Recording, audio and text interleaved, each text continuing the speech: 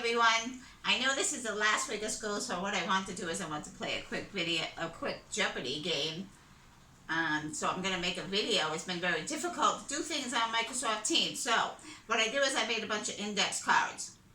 And I'm going to read the question to you. And what I want you to do when you do the video, I'm going to read the question and I want you to hit the pause button. And I want you to think about the answer.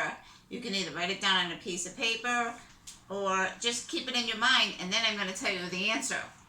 Okay?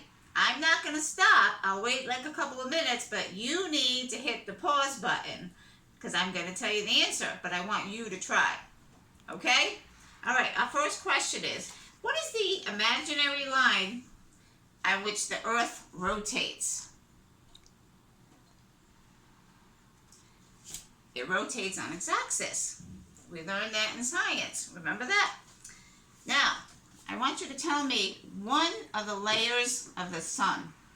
Any layer you can think of. Make sure you pause it. You could do the photosphere. You could have done the corona. You could have done the convection zone. You could have done the radioactive zone. Or you could have done the chromosphere. Okay? And most of you should have probably got the corona or the core. What's the difference between a map and a globe? We did a lot of things about maps this year in social studies. And this is an example. This is actually a map of Vermont. Now, and this was a globe.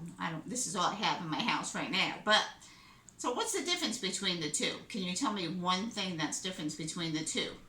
When would you use a globe? When would it be necessary to use a map?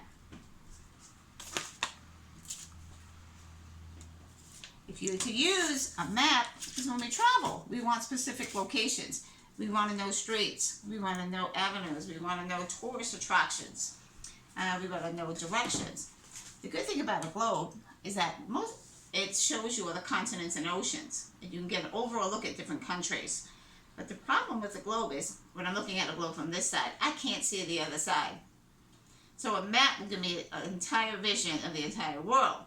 We talked about this in social studies. There's a lot of different things between maps and globes. Okay, next question. I'm going kind of fast because I got a lot of questions for you guys. Okay?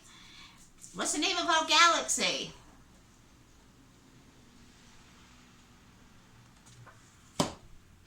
Milky Way. Everybody knows the Milky Way. Good old candy bar. What's the thinnest layer of the Earth?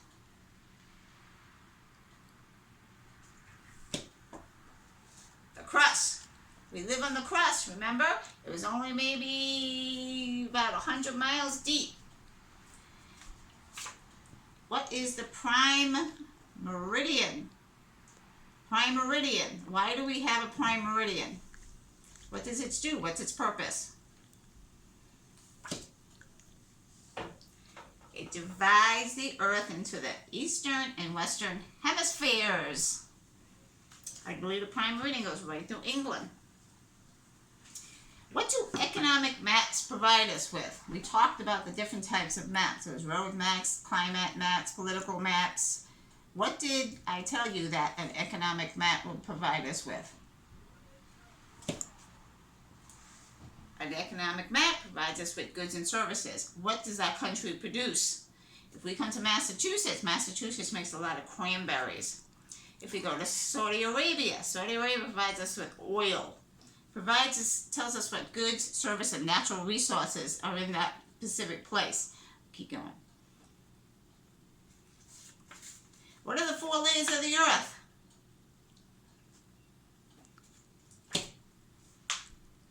Inner core, outer core, mantle, crust. And what's that big old red spot on Jupiter?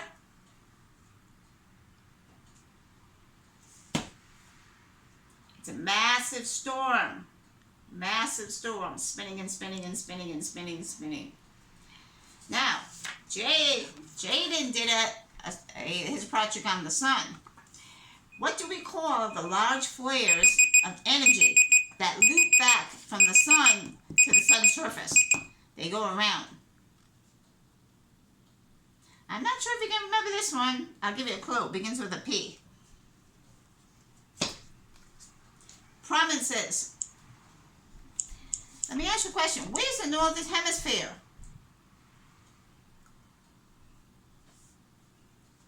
It's the half of the earth that is north of the equator. The equator.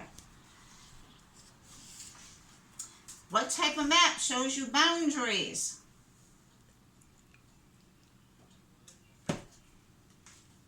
Political map. What are some parts of the map? If I look at a map, what are you going to see? It gives you the title of the map.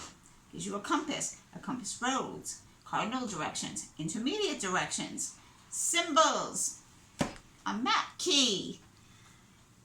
Okay, this will be the last one. You ready? Explain what absolute location is. If I want to know the absolute location of something, what is it? It's the exact location that the longitude line meets the latitude line. I am in an absolute location. I may be 50 degrees latitude, 125 degrees longitude. It's my exact location on planet Earth. I'm going to give you some more questions, so have fun. Bye.